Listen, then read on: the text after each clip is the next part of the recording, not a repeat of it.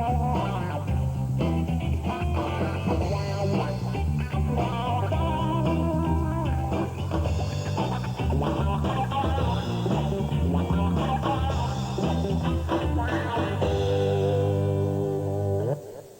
there and welcome to Sport on 5 with me, Sophie Blake. Coming up tonight, there's lots to look forward to, including Steve Redgrave's Golden 5 Golf, Indy Racing League Global X Games and Major League Soccer. From the Michigan International Speedway, 200 laps and 400 miles on the D-shaped oval track, with favourites Gilles de Ferran, the two-time Cup champion and the current money leader, and Thomas Schecker defending his win in the 2002 race. Watch these boys go. Like rocket ships on asphalt, thirsting for speed, it's the Indy cars. 220 miles an hour. An accident that's waiting to happen every lap but doesn't. Wheel-to-wheel, pavement-pounding monsters. You got to be 100% from start to finish. Last Saturday night, Indy 500 champion Gilles de Ferran rocked the Music City, Nashville, Tennessee with his electric display of fireworks. Today, the Indy cars invade Michigan, where horsepower is king. A year ago, Sarah Fisher was on fire. But Thomas Schecker was still standing when the smoke had cleared. This time around, two-time series champion Sam Hornish Jr. unveils Chevrolet's new power plant. Now the fight really begins.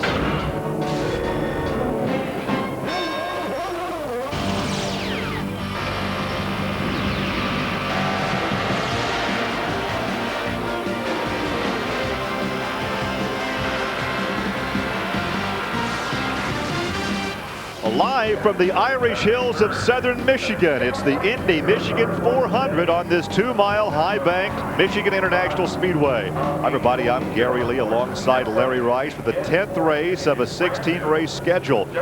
It was here last year that Thomas Schecker broke through and won after starting from the pole position. And today the young South African will again start from inside row 1. In fact, he shares the front row with his teammate Scott Dixon. The third time this year, the Target Chip Ganassi team has occupied the front row. In fact, they've had a total of 6 pole positions. Scott Dixon at one time reeled off 3 in a row. And look at all the laps that they've led so far this season. So 21 cars are on this high bank 2-mile oval, about to go racing for 400 miles. Here's your starting lineup. Thomas Schecker, car number 10. Scott Dixon, car number 9. Helio Castroneves, car number 3. Sam Hornish Jr., car number 4. Alan Sir Jr., car number 31. Alex Barron, car number 21. Greg Ray, car number 13. Kenny Brack, car number 15. Gilles de Ferran, car number 6. Scott Sharp, car number 8. Takaki, car number 12. Roger Yasukawa, number 55. Dan Weldon, car number 26. Brian Herta, car number 27. Tony Kanaan, car number 11. AJ 44, car number 14. Vitor Mira, car number 2. Buddy Rice, car number 52. Robbie Buell, car 24. Sarah Fisher, car number 23. Buddy Lazier, car number 91. 21 cars on the racetrack, but the big story this week is this guy right here. The debut of the new Chevrolet Gen 4 engine. Sam Hornish was fastest in practice on Friday with his power plant. He will start 4th in today's race. There's a lot of anticipation on what this new engine has to offer. Well, everybody's pretty excited, especially in the Chevrolet camp, because this engine has performed very well so far in all the testing that they've done. So it'll be interesting to see if it can last 400 miles and do it at speed. Well, a tight points battle has shaped up through the midsection of this season. Right now, only 15 points separating the top 3. Tony Kanaan leads by 14 over de Ferran. Dixon is 3rd, then Castroneves. Kenny Breck in a very, very quiet manner up to 5th. And Al Unser Jr. with 1 victory this year now in 6th. The second 6, we have Scott Sharp, Hornish, Schechter, Takagi, Giafone, who is out with an injury, and Buddy Rice. There is the furl flag indicating 1 more lap, and we will turn them loose. This race is a 644-kilometer race. Thomas Schecker, of course, is on the pole. He won here last year. The pit window is between 38 and 42 laps. it's going to be very important to draft and get good fuel mileage here. Once again, the track 2 mile or 3.2 kilometers. The length there and the banking 18 degrees, but the back straightaway some 12 degrees. A very fast racetrack. 18-degree banking makes for a very fast racetrack and also lets you run side by side. 27 degrees Celsius. There is a chance of rain as we watch the cars on the racetrack. We also watch the skies above. There is a front coming through that should bring some very, very strong thunderstorms yet this afternoon. We hope to get the race in before the rain start to fall. Have a lot of onboard cameras once again to show you. There is Vitor Meira in car number 2, starting back in the 17th position, driving for John Menard. And there's a look at Sam Hornish, by far his best starting position this season outside the second row. And there is Scott Sharp starting back in the 10th position. He has won at Motegi earlier this year. And there is Scott Dixon outside the front row. He's had 4 pole positions this season, but today he starts in the second spot. His teammate Thomas Schechter, he won the pole here last year and won the race, his only victory in Indy Racing League competition. Rutherford takes the pace car to the pit area. The green flag should fly this time by. There it is. And look at Sam Hornish. He's already jumped to the outside. He got to jump on those guys, and he's going to lead going out into turn number 1. Well, usually Chevrolet does not do a lot of hospitality, but Detroit is about 90 minutes away, the home of Chevrolet, and as a result, they have several hundred guests here today to watch this, and Sam's going to bring a smile to their face. Yeah, and you can see some of the cars jockeying for position already. I think that was Tony Kanaan that got a great start on the outside and has moved up a long way already. Look at him. He's way on the outside. He's into the top 6 or 7 already. Well, Tony Kanaan did not qualify well at all. In fact, he started in 15th position, his worst start so far this year. But look at him on the high side. Must follow them. Of course, these Chevy drivers have been struggling all season long with power plants that have been from 30 to 50 horsepower down on the Hondas and the Toyotas, and now they have something that is going to be competitive. And the way they're rolling this new engine out, Hornish will drive it obviously today, and then we would guess that the Red Bull team, the cheaper team, Buddy Rice, will have it the next race in 2 weeks. Right. Whoever's second in the second highest points in the point standings in the Chevrolet engines will get it for the next race. And there is Rice right now that they're going and putting a lap down, just to show you the difference in the 2 engines and the 2 cars. Well, Hornish is ready to back in. The car is all over the racetrack. The car is very skitterish, as we would say, meaning it's not handling all that well, but in the capable hands of Hornish, you couldn't tell from the grandstand. No, I'm sure he feels it. It sure looks a lot different when you're sitting in the cockpit than it does when you're sitting in the grandstands. Those race cars are talking to you, and they're telling you you're behind what you want to feel. And believe me, you better pay attention, because if your butt's telling you that thing's loose, it's really loose. You want to feel what the back of the car is doing with your hindquarters. You want to feel what the front's doing with your steering wheel. Schechter was given credit for leading lap 51.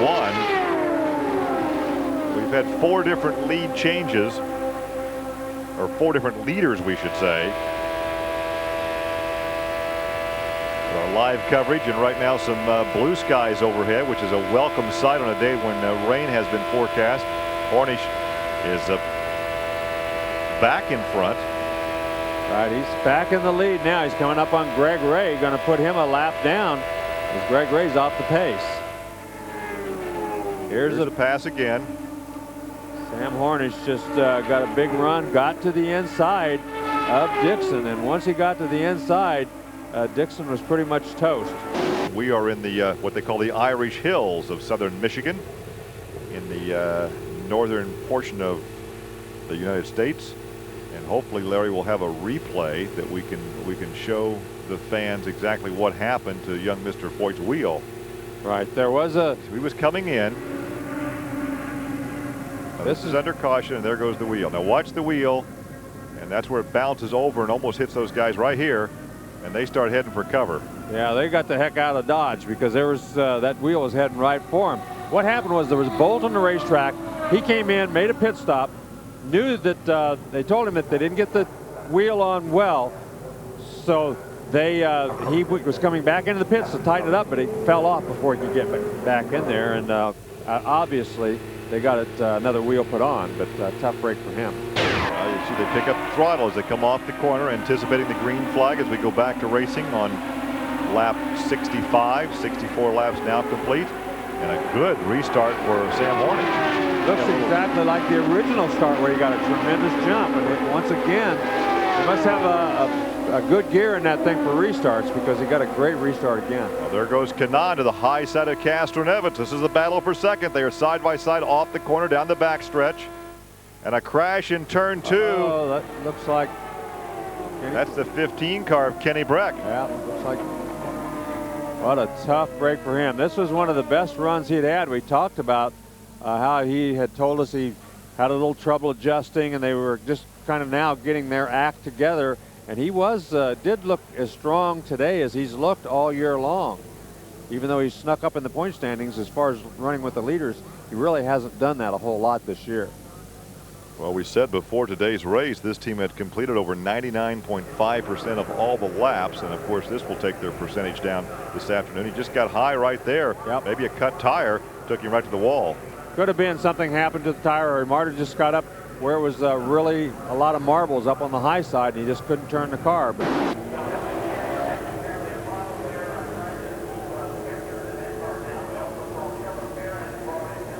oh, he's got the side pod off. Side pod off of it, but he's doing that so he doesn't lose a lap. Right.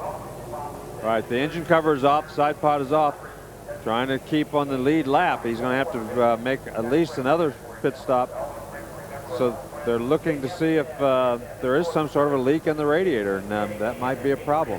Right now, Kanaan appears to be the guy who has been able to stick in behind somebody and do the best job of fuel conservation on this run. He followed Hornish for a long time.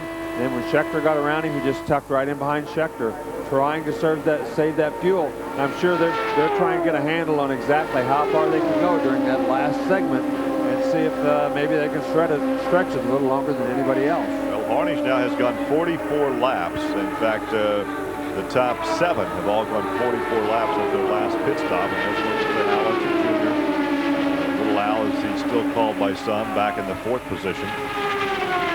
He too is hanging in there. The first 7 cars really are fairly close to each other. And then it's a good ways back to Gilles de Ferran back in 8th, who still doesn't have that car handling properly. Scott Dixon, who's been on the pole 4 times this season.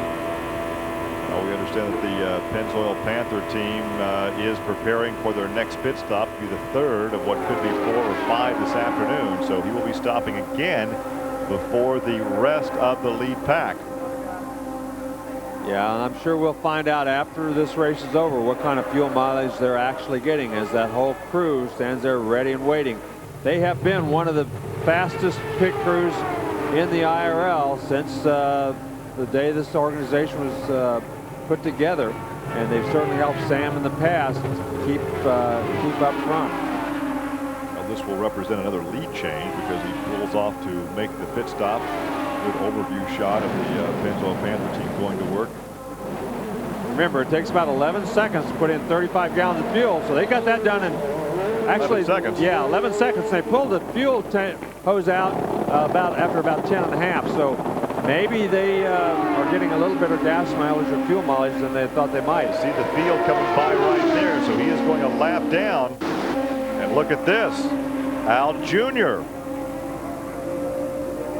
becomes our 6th leader of the afternoon. And here comes Alex Barron around the outside of Kanaan. So Al Unser is your leader on lap 112, and he's coming in, and that will give the lead to Barron.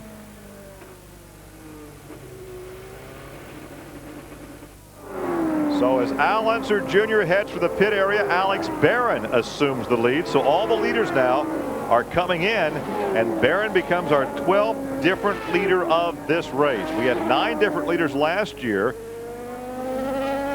and 25 lead changes. I think we're going to break that this season. Yeah, I don't see any way we're not. It'll be interesting to see now if they're going to make a front wing adjustment. They did it very quickly though. Al Jr. tried, oh, the fuel hose was still on that car of Dixon's. There was still a hose connected. I'm not sure if there's any damage done or not, but they did not have that whole thing disconnected when he took off. Well, Barron now in the pit lane. He only led for one lap. Alex Barron was Monun's pick when Giafone got hurt. Uh-oh. He stalled the engine. No, maybe not. I thought. Sounded like he stalled the engine. Yeah, sounded From like our vantage point up here, it sounded like he stalled the engine, but he didn't. Yeah, you're going to say that he was Monun's Yeah, he was Monun's pick. Hollywood wanted a Brazilian driver. They couldn't find one.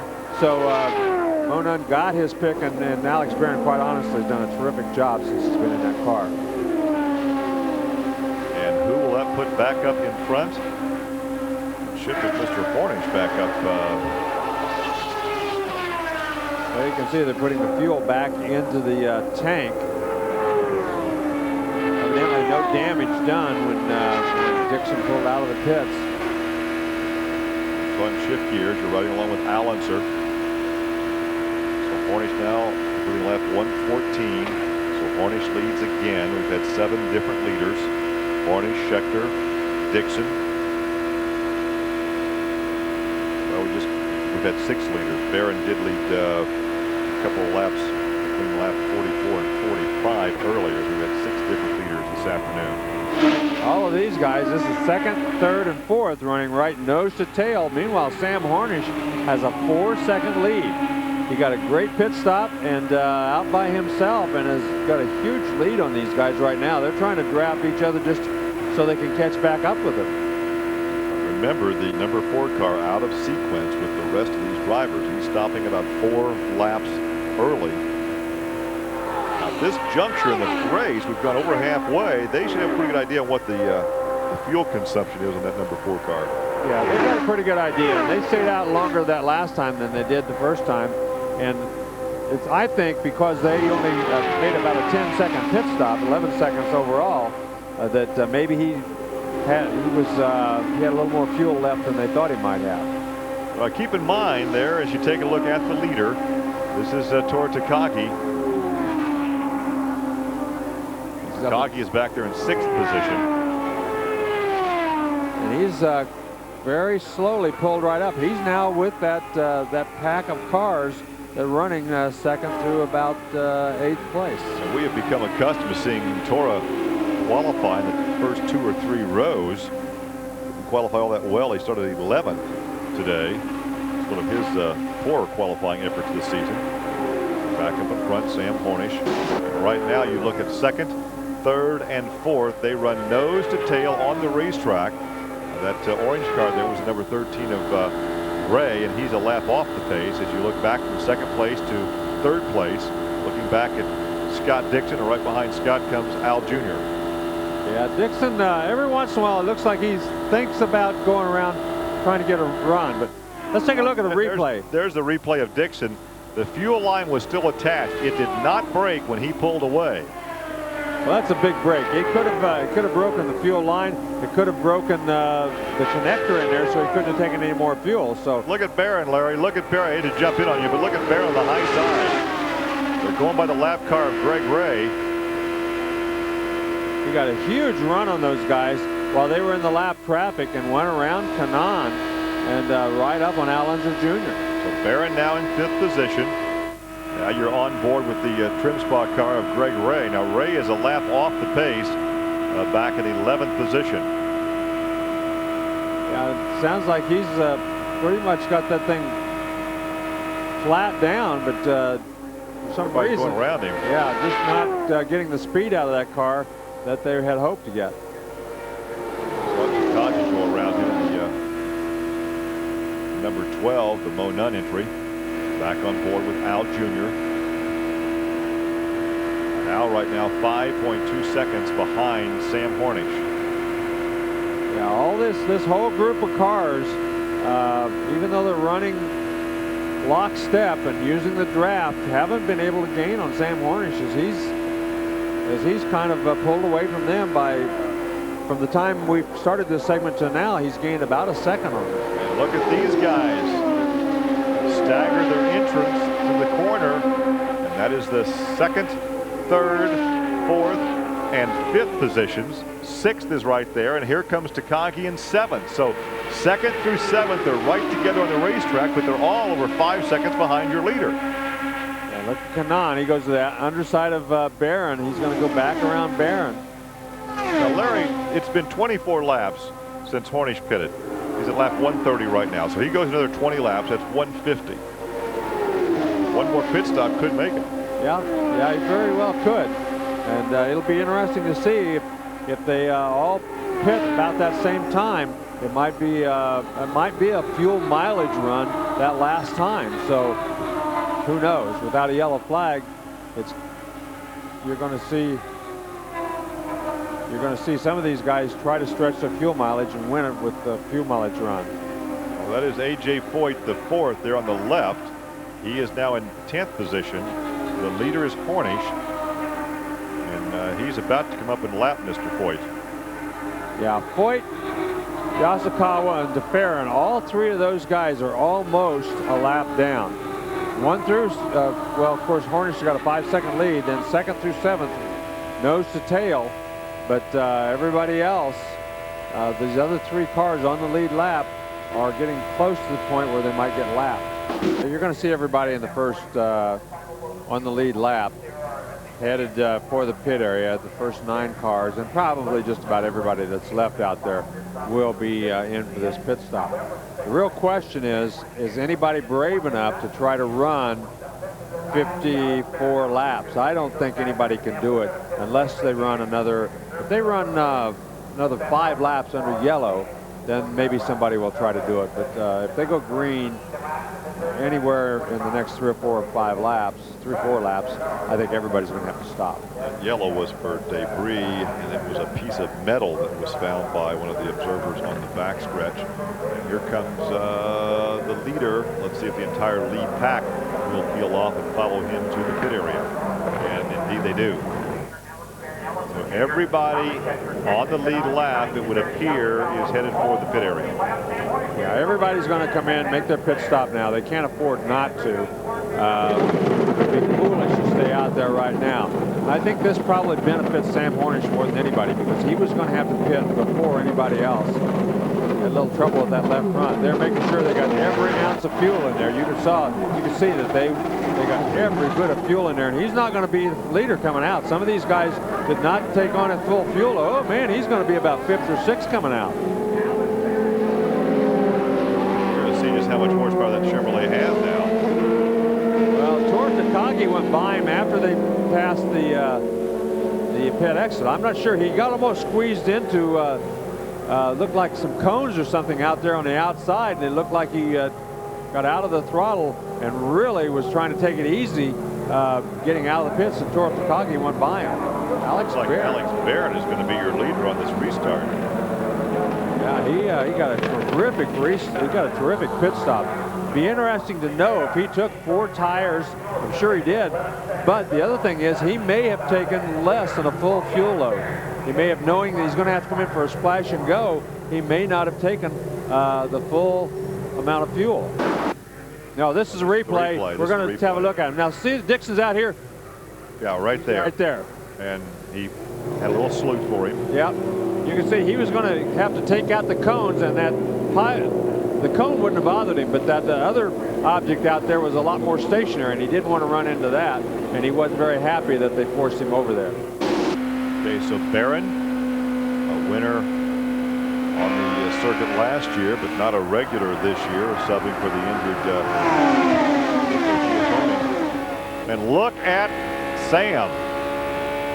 Man, oh man, he got a terrific jump down on the inside. Went from 6th up to 3rd. Hopefully, look at Tor Takagi. Hopefully didn't jump it. That's what I was thinking. I hope he didn't jump it and end up getting a black flag. He just lost a couple of positions too. Tor Takagi went by. Back in the 4th position right now back in 5th. So Dixon has gotten by as well. On the restart, he gained about 3 positions and lost a couple of positions. Yeah, Schechter's, he's lost a couple of spots too. Alex Barron continues to lead Unser. Takagi, look at Takagi. Look at that run by him on the restart as you're right with Sam Hornish. Takagi up to second. Hornish trying to take the high line around Al Jr. Al Jr. hanging on though, but he can't do it. Hornish is going to get by him. And you can see on further back, Schechter and Kanaan, all those guys really jockeying back there trying to gain position. Here comes Scott Dixon on the high side of Al Unser. That's the battle for fourth as they get very close down the straightaway. Wow, he just Dixon goes on by. Hornish is in third, but Hornish looks to the high side of Takagi. Barron continues to lead in this Mo Nunn owned Hollywood cigarette sponsored car. So now that puts everybody on the same pit sequence, and everybody, I'm guessing, will have to do at least a splash and go. Yeah, I don't think anybody's going to be able to go the rest of the way without stopping. They'd have to get over 2.8 miles per gallon, and I don't think there's anybody out there can do that, no matter how much they draft or how little, how lean they run their cars. Just don't think they can do that. Takagi jumps out to the high side, and that leaves the low side open, and Mr. Hornish says, thank you very much. I think I'll take that position. Well, the top 8 cars all running under a blanket here. As you can see, these guys all looking for a way. Look at Schechter. He's going to go 3 wide. Now we're hearing from race control there may be a misfire in the engine of Tony Kanaan. Now his teammates are on the sideline already, and look at this. He is indeed off the pace. Wow. Oh boy, this is going to scramble the point standings this afternoon. What a blow for him. Terrible, terrible break for him. Hornish has gotten around Takagi. He is up to second. Dixon now takes third. Schechter goes to fourth, and the teammates are side by side. Yeah, and all of a sudden, Gilles de Ferran is keeping up with that lead pack. So that's good news for him. With Kanaan going out, he has a chance to move up in the point standings even more. There's a look from on board your second place car of Sam Hornish on lap 157. We may be able to hear from Joe Negri, who is director of Chevrolet Racing. You think he's smiling about this? Well, I think he's smiling pretty big right at this point, as are all the people involved with this project. It's come together very quickly, and I don't think anybody expected them to come out and be this strong. They expected them to come out and be strong, but I don't think anybody expected them to come out and be this strong, more or less dominate this whole race. So Hornish and back and forth there with the Hollywood car as the Hollywood car maintains that lead on lap 158 now completed. Alex Barron doing exactly what he's got to do. He's keeping on that low line. Now then he moves up the racetrack a little bit, and maybe Sam moves down. Yeah, Sam moves down. Oh, look at this, 3 abreast.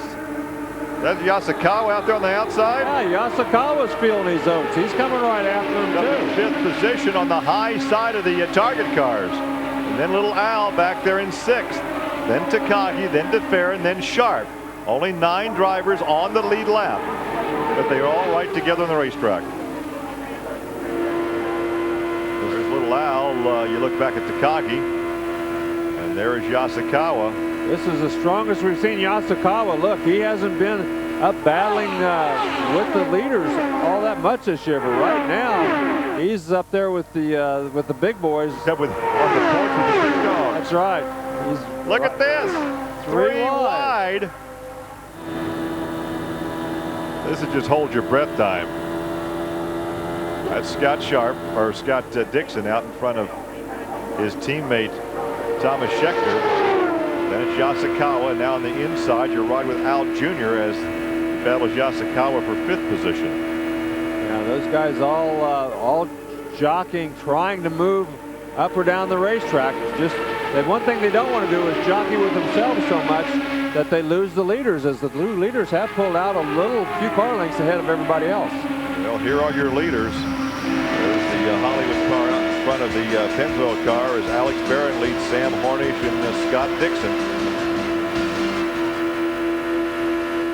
We have 40 laps to go. There is Yasukawa, and he is being pressured by Junior. Al Unser back there in the 6th position. Yasukawa, a strong ride now in the 55 Panasonic car, up in 5th spot.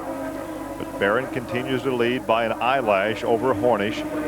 Then it's back to Dixon and Schechter, the Target teammates, back in 3rd and 4th. Yeah. Still on board with Unser. Yeah, Dixon and Schechter have kind of got in line, and once they got in line, stopped battling with each other, they've caught the 2 leaders. The 2 leaders had about a 4 or 5 car length lead on them.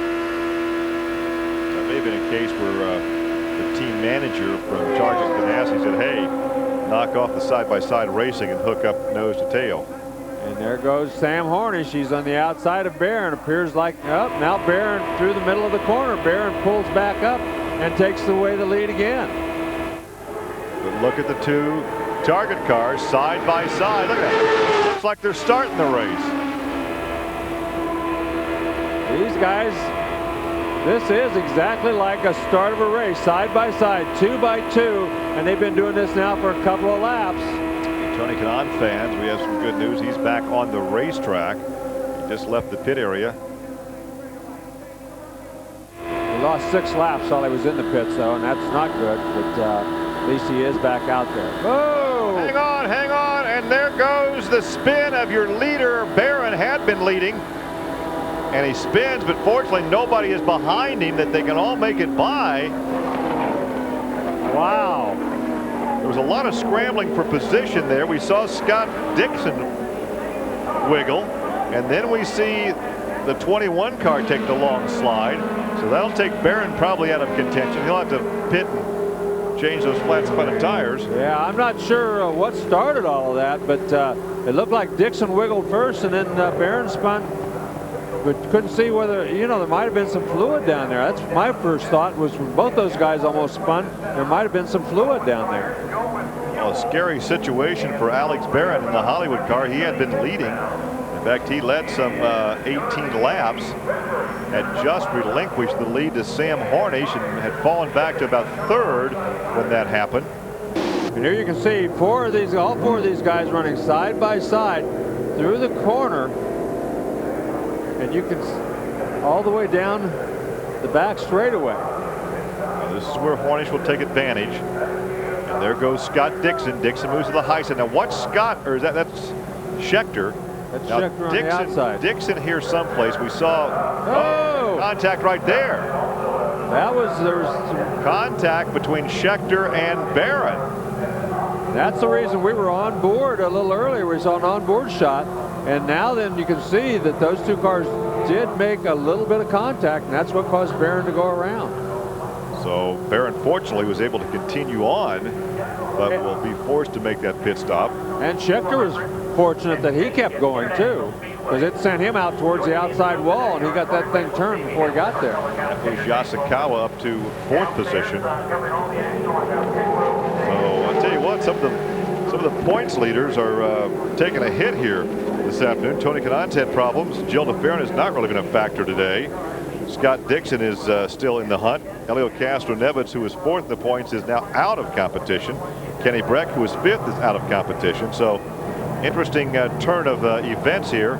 And here comes your final pit stop under yellow. Well, let's see if they're going to change tires. No, I don't think so. Well, not on his, but they'll change on the 21 car. Yeah, most of them went in and got a splash and go. Look at Hornish, though. He's going to beat him out, looks like. And that pit crew may have just won the race. Yeah, they put him back in the lead. That's going to be a huge advantage for him right now. Tor Takagi got another great pit stop as he came out in 2nd. DeFerrin comes out in 5th. First time he's been that far up all day long. Unser apparently did not stop. No, he did not stop, and I think that's going to prove to be a huge mistake on his part. I don't know what they're thinking about, unless they're thinking they can make it to the end. Nobody changed tires, so there's no advantage to coming in to anybody else because nobody took on tires. So it's everybody's on the same tires are the same age, have as many laps on them as everybody else. It's just that the track position was what he gained. So Al Unser, who won at Texas earlier this year, will lead the parade off the corner for the restart. And look at Sam Hornish once again, a great restart. Tor Takagi also. Remember, Takagi got a great start on the original start. He gets another good restart, and Al Jr. stayed out, and he's still going to be fifth going into turn number 1. They're all bunched up for the final shootout of the last 30 laps. Takagi is going to be the leader on this lap. He got a great run on Sam Harnish and just blew by him going down the back straightaway. Barron picked up 3 spots on that restart. So who's going to lead this thing? Maybe Takagi, maybe not. I don't know. Schechter wide. Way out on the outside. Schechter led that lap. He got by both of them on the outside. This is one of those things, just kind of shut your mouth and close your mouth and hold your breath. That's right.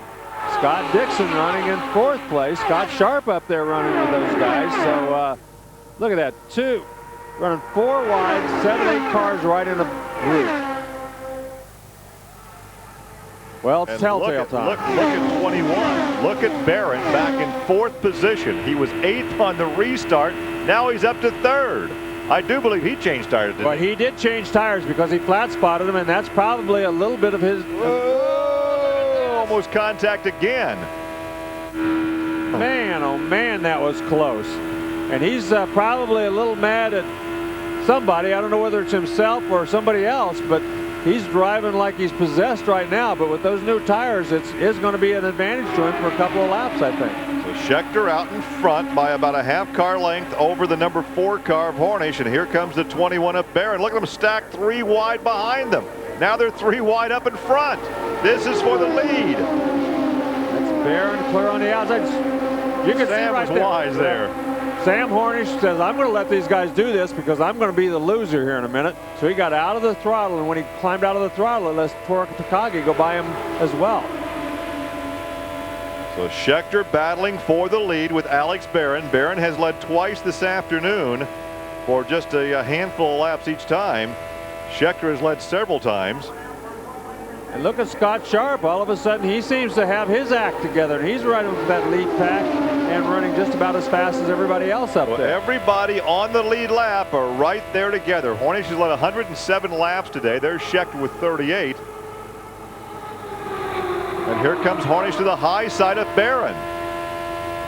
3 wide again. This time, it's Barron that's in the middle. Well, this is a nice wide racetrack. This racetrack in the corner is some 73 feet wide. And so that's why they can run 3 and even sometimes 4 abreast on this racetrack. Schechter, Barron, and Hornish. But look at Scott Sharp. Look at Scott Sharp. That's what I was getting ready to say. All of a sudden, he looks like he Scott Sharp of old. Yeah, he hasn't looked this good for several races now. Indy. And he didn't look that good early in this race. He'd fallen back, but boy, oh boy. And now look at Hornish, 3 wide once again on the outside. And a good vantage point from the number 8 car of Scott Sharp for Team Kelly. Dixon now is in 5th. Takagi is back in 6th. And Scott Sharp is sitting there saying, there's no more racetrack. I can't go anywhere. I got to follow these guys. Yasukawa has just gotten around to Farron and Takagi. So Yasukawa is now a 6th. The Farron is 7th, and Takagi is now in 8th position. So we're on lap 176, 24 laps to go to settle this thing. Whoa. It's anybody's race right now. Barron got out of the throttle big time right there. So Thomas Schechter on lap 176 leads this thing over Hornish and Barron. So there you look from on board. Oh, we're 3 wide again, and you're in the middle of the sandwich right here. Oh, man. That was Yasukawa on the high side. And there goes Hornish to the point again. Or will he take the lead? Hornish and Schechter side by side. Alex Barron, after he got out of the throttle, looked like he almost lost it a little bit. Now then, all of a sudden, he clawed himself right back up there, battling a 3 wide once again. He gave that lap to Hornish. Let's see how long he stays up there. They're getting drained right now. Mentally, physically, emotionally, they are drained. The one thing nobody really understands watching these races, how mentally fatiguing it is to run one of these things. When you're running 200 miles an hour, your life on the line, lap after lap, inches away from that car in front of you. It's very, very mentally fatiguing. You have to concentrate 110% for the complete 3 hours of this race. There's no time that you can have a mental lapse. You can't relax at any time, even on the pit stops. So that's the thing that I think is the toughest about driving a race car, is the mental part of it. Well, now on lap 193, if that 22-year-old Thomas Schechter has something up his sleeve, he better show it about the next 2 or 3 laps. Yeah, and so had Alex Barron. Alex Barron, he drops down right at the start-finish line, gets a little bit of a run, then tries to get around Hornish on the outside, but he's kind of lost that little bit of momentum he had earlier, and they're having to fall in behind Sam Hornish. Now then, he's going to try to use that draft down the back straightaway to go around him down in 3 and 4. Hornish stays down low, protects the inside. If somebody's going to pass him, they have to go by on the high side, and there goes Barron. Well, he finally figured out that time how to lead at the line. And that's exactly what he's got to do.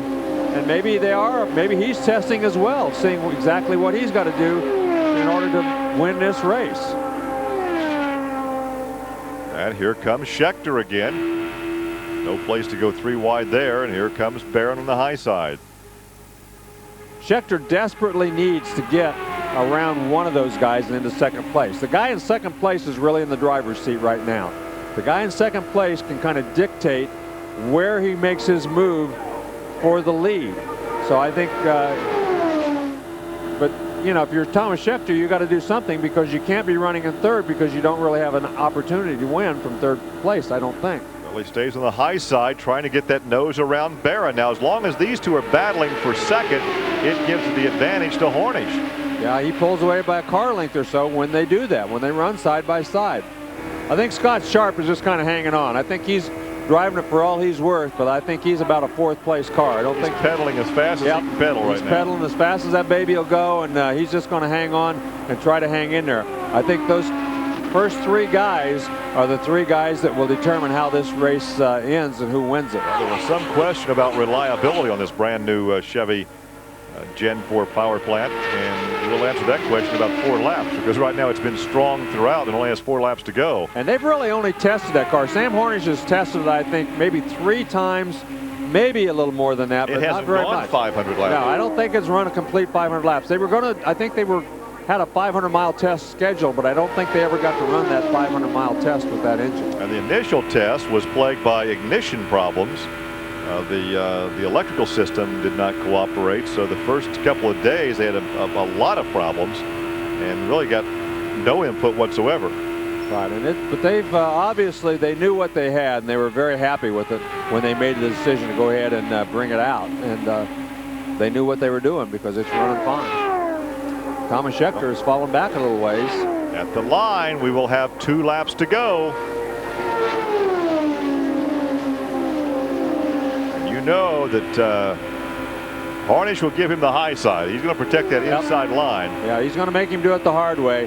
But the interesting thing is going to be, I think you're going to see Alex Barron trying to follow him around, stay in second place, and going down the back straightaway on the very last lap, he's going to get that big draft and try to pull out and lead at the start finish line. Here comes the white flag. 1 lap to go. Kind of like stock car racing at Daytona back about 15, 20 years ago. Yep.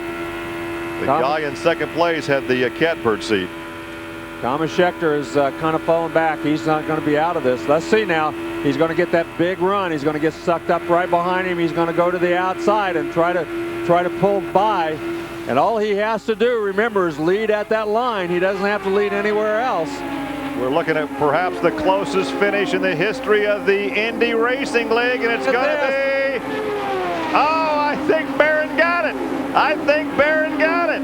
That was extremely smart race car driving by Alex Barron. He tried it about 4 laps ago. He knew exactly what he had to do. Sam Hornish running in first place. All he could do was try to keep the bottom and keep him back there. Terrific job by Alex Barron.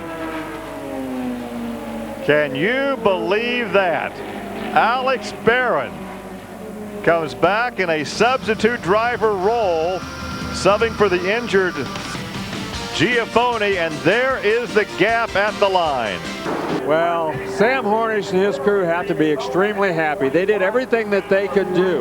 They just, for the first time, you know, we talked about Sam Hornish usually is the guy that pulls those off and outsmarts everybody else. This time he was in the lead and there was nothing he could do. Alex Barron figured it out about lap 194. He did exactly what we'd talked about. He stayed back behind him. He got that big run down the back straightaway, and he had done that one other time, and he knew that he could do it and pull it off, and it was extremely good and smart thinking on his part. Well, we have come to anticipate these close finishes. That certainly was one of the very closest. In fact, I think of the 4 closest finishes, Sam Hornish has won 3 of them. Yeah. Just didn't happen here today. Exactly. He's won just about every one of them, and he's pulled off a couple of them I didn't think that he could ever win on the last lap. But this time, you know, he just got, he did a good job. Now this is, how about this, a spin and win? We talk about Danny Sullivan spinning and winning, but this guy spins, comes back, and doesn't let it bother him one bit. Goes ahead to victory lane. But what a happy Mo Nunn crew, as of course he won last year on the circuit. Then that team kind of went away because of lack of finances. He became a free agent and was picked up as a substitute driver when Giafone was injured a couple of races ago, and finds his way back to victory lane. Some smart driving. He went to school, as you said. He learned what he could do and held his cards to the last lap. Well, he certainly did. He didn't play that trump card until he had to, and when he played it is when it counted. So the confetti is flying here in Michigan as Alex Barron picks up the win in the Michigan 400. The 4th closest IRL finish in history. A happy victory lane. The celebration continues. Unofficially, some 28 different lead changes. And look at the tire mark there, where he got together with Schechter. Yeah. And you came back and you're in victory lane. Yeah, we had a good car there about halfway through the race. Made some adjustments, and I think Schechter and I got together in turn 4. Let me show you that. You can kind of take us through it right there. I grabbed. I was coming through turn 4, and I touched the Ganassi car on the right side and spun me around, and fortunate enough not to hit the wall. And we came in, put some tires on, and the car was right back where it was. This was we'll take a look at another angle. Look at the way it comes down. And now here's where you really go to work. Yeah, I had my hands full there, and I was real fortunate I didn't go up to the wall right there. I just let it roll and put it back in gear, and it fired right up. And then your crew told you, well, as soon as you get your heart rate down, you can go back racing. Alex, take us through the final few laps, because it was an artful course in drafting. Yeah, I didn't know if I had enough on Sam. I had to wait back and come off a 2 right on him, but the last 5 laps, about 3 of them, the 3 to the 5 to the end there, he seemed to have a little bit more power, and I don't know if they went full rich or what, but on the last lap coming around 4, I got a good run, and I freed the car up a little bit earlier, and I just kept pulling. So, you know, the Toyota ran strong to the finish, and that's what we needed. When you got to the line, did you know you had won? Yeah, I sure did. I was watching his tire all the way, and we kept inching forward, and I was like, here we go, and then sure enough, we got it. So you have gotten the title as the master sub. First off, going to Japan, and then, of course, running at Indianapolis, and now for Mo Nunn, replacing Felipe Giafone while he is on the mend. What sort of a statement does this victory make for super sub Alex Barron? All I could do is look forward, you know, for the future, and hopefully something come up for a full-time ride. But, you know, I'd just like to say, you know, the Hollywood car ran strong all day, and Mo Nunn Racing has a lot of capability to win championships, and, you know, I'd love to continue here. Well, the final results once again unofficially after some 28 lead changes. Alex Barron over Sam Hornish. Thomas Schechter, Scott Sharp, Scott Dixon, and Tor Takagi. Of course, Sam Hornish will not have that same engine. He goes back to the Gen 3 for the next race. And then after that, as you take a look at the rest of the unofficial rundown, all the Chevy teams will have this particular power plant. Yeah, and it'll be very interesting to see how some of these guys do. We know that Buddy Rice was very strong last year. Lazier has been very strong. Sarah Fisher has been very strong. So when they get this new engine, it'll be interesting to see how well these guys compete on a very, very tough circuit. Well, the points will take a hit today for sure, because some of the leading drivers in the point standings had some either mechanical problems or some crashes that took them out of competition. On a day we saw 6 different leaders and some 28 different lead changes as victory lane continues there. The Mo Nunn Hollywood team enjoying the fruits of their effort, and pretty good designated driver they picked up. Yeah, it certainly is. He certainly did his job. Well, Scott Dixon assumes the points lead over Tony Kanaan by only 1. Jill DeFerrin soldiered home now in 3rd. Elio Castroneves, Kenny Breck, and then Al Unser Jr. moves to the 6th position in the point standing. So the loser there was Tony Kanaan with his mechanical problems. Castroneves also lost big, and he's back in the 4th position. So we still have some 6 races to go, and a lot can happen with this new competitive Chevy. This is the tightest points race we've had for quite some time. Take a look at the schedule. Madison, Illinois, just across the river from St. Louis, Missouri, then Sparta, Kentucky, Nazareth, Joliet, Illinois, up by Chicago, Fontana, and Fort Worth. So we've come to expect the kind of finish that we saw today. That's not uncommon in the Indy Racing League, and we've got about 5 different guys that could win this championship. Yeah, 5 different guys that could win it. All of them talented drivers.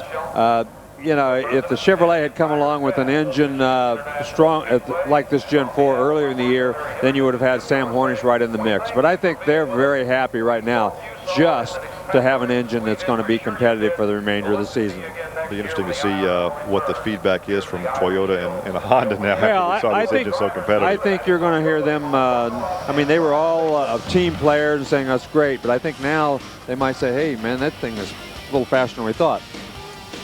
Well, we saw the art of drafting. We saw Alex Barron go to work on and go to school on that driver out in front. He tried it a couple of times and made it work with about 10 or 15 laps to go. He knew he could do it, and he pulled off the victory and one of, again, the closest finishes we've seen in the Indy Racing League. So we have a weekend off, and then in 2 weeks we head off to Gateway near St. Louis. This has been a presentation of ESPN in association with the Indianapolis Motor Speedway. Join us in 2 weeks for live coverage of the Gateway Indy 250 from Gateway International Raceway near St. Louis, Missouri. Stay tuned for Motorsports Asia. For Larry Rice, I'm Gary Lee. Thanks for joining us, and so long from Michigan International Speedway.